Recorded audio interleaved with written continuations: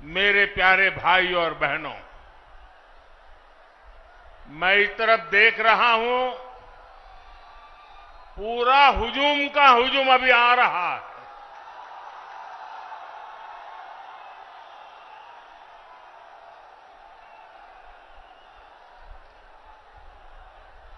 अब जरा मैं आपको सवाल पूछना चाहता हूं, ये चुनाव सभा है कि विजय सभा है?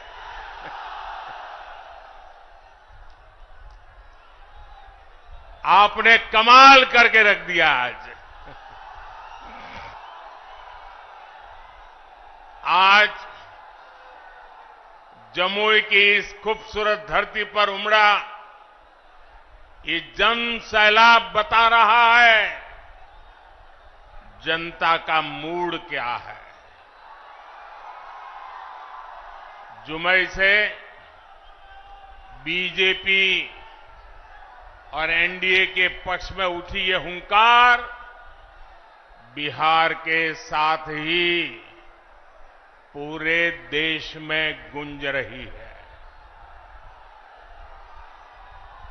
जमुई, नवादा, मुंगेर, बांका के साथ साथ बिहार की सारी 40 सीटें एनडीए के खाते में देने का आप बिहार वासियों का निर्धार, मैं इस निर्धार को नमन करता हूं और इसलिए पूरा बिहार कह रहा है, फिर एक बार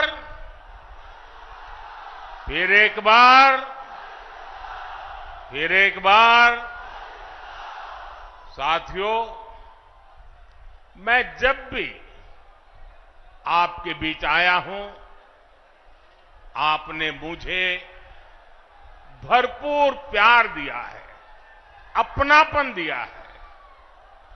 लेकिन आज इस मंच से एक कमी हम सबको महसूस हो रही है। हमारे लिए ये पहला ऐसा चुनाव है जब बिहार के बेटे दलितों, वंचितों के प्रिय और मेरे परम मित्र पद्म विभूषण से सम्मानित रामविलास पासवान जी हमारे बीच नहीं है। मुझे संतोष है कि रामविलास जी के विचार को मेरा छोटा भाई चिराग पासवान पूरी गंभीरता से आगे बढ़ा रहे हैं। 19 अप्रैल को आप एनडीए को जो समर्थन देंगे, आप भाई अरुण भारती जी को जो एक एक वोट देंगे, वो रामविलास जी के संकल्पों को मजबूती देगा। साथियों, बिहार की धरती पूरे देश को दिशा दिखाने वाली रही है। बिहार की इस धरती ने आजादी की लड़ाई में और स्वतंत्र भारत की नींव मजबूत करने में बहुत बड़ी भूमिका निभाई है। लेकिन दुर्भाग्य से बिहार के सामर्थ्य के साथ आजादी के बाद 5-6 पीढ़ियों के साथ यहां न्याय नहीं हो पाया। बिहार को एनडीए गठबंधन बहुत ही परिश्रम से एक बड़े दल से बाहर निकालकर लाया है। हमारे नीतीश बाबू की इसमें बहुत बड़ी भूमिका रही है। अब समय आ गया है कि बिहार और तेज गति से विकास करे। इसलिए 2024 का चुनाव बिहार और भारत के भविष्य के लिए बहुत निर्णायक है। ये चुनाव विकसित बिहार के सपनों को पूरा करने का चुनाव है। ये चुनाव विकसित भारत के संकल्प को मजबूत करने का चुनाव है। आज एक और कांग्रेस और आरजेडी जैसी पार्टियां हैं जिन्होंने अपनी सरकार के समय पूरी दुनिया में देश का नाम खराब किया था। दूसरी ओर बीजेपी और एनडीए है जिसका एक ही लक्ष्य है, विकसित भारत का निर्माण, खुशहाल बिहार का निर्माण। आप याद करिए 10 साल पहले दुनिया में भारत को लेकर क्या राय होती थी। कांग्रेस के राज में भारत को कमजोर और गरीब देश माना जाता था।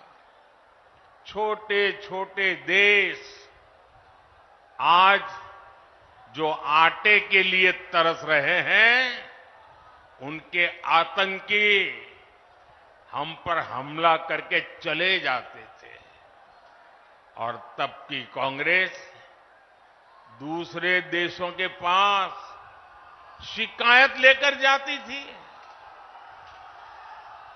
मोदी ने कहा ऐसे नहीं चलेगा।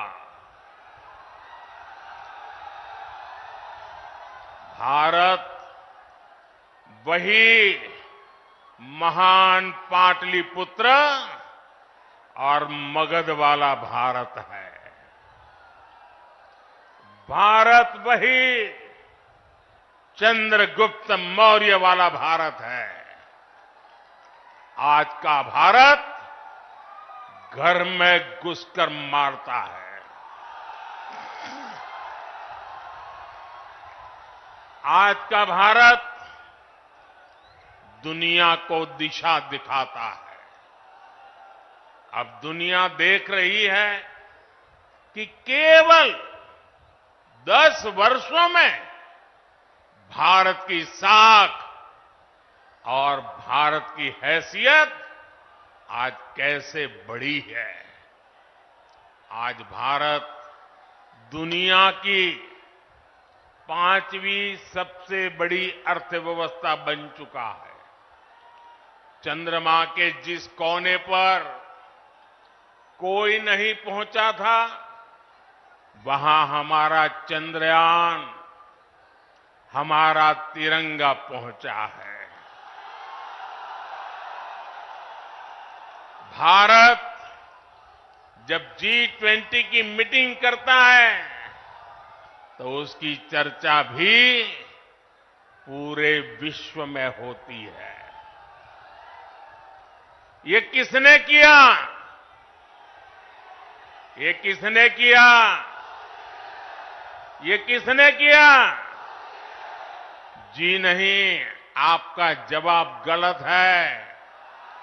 ये मोदी ने नहीं, ये आपने किया है। आपके एक वोट ने किया है। आपके वोट की वो ताकत थी जिसके कारण ये सब संभव हुआ है। और इसलिए इस सफलता के हकदार अगर कोई है तो आप मेरे प्यारे देशवासी हैं। साथियों, आज देश कैसे बदल रहा है। बिहार खुद इसका साक्षी है और बिहार कैसे बदल रहा है इसका उदाहरण जमुई में भी देख सकते हैं। आप याद करिए, हमारा ये जमुई आरजेडी और कांग्रेस के काले दौर में यहां क्या हालत होते थे, जमुई की पहचान कैसी बना दी थी इन लोगों ने। जमुई आरजेडी के जंगल राज का कितना बड़ा भुक्तभोगी होता था। जमुई की पहचान नक्सलवाद से होती थी। सरकार की योजनाएं यहां पहुंचने ही नहीं दी जाती थी। नक्सली यहां सड़कें नहीं बनने देते थे। इसका नुकसान यहां के गरीब, मजदूर और किसान को होता था। लेकिन आज वही जमुई विकास के हाईवे पर तेज रफ्तार पकड़ रहा है। नक्सलवाद दम तोड़ चुका है। जो लोग नक्सलवाद के रास्ते पर भटक गए थे, उन्हें हमारी सरकार ने मुख्य धारा से जोड़ा है। उनके परिवारों को पूरा सहयोग दिया है। अब इस इलाके से एक्सप्रेसवे निकलेगा, मेडिकल कॉलेज भी खुल गया है। अब जमुई के एक और देवघर से हवाई जहाज की सेवाएं शुरू हो गई हैं, तो दूसरी ओर गया एयरपोर्ट के विस्तार की तैयारी भी चल रही है।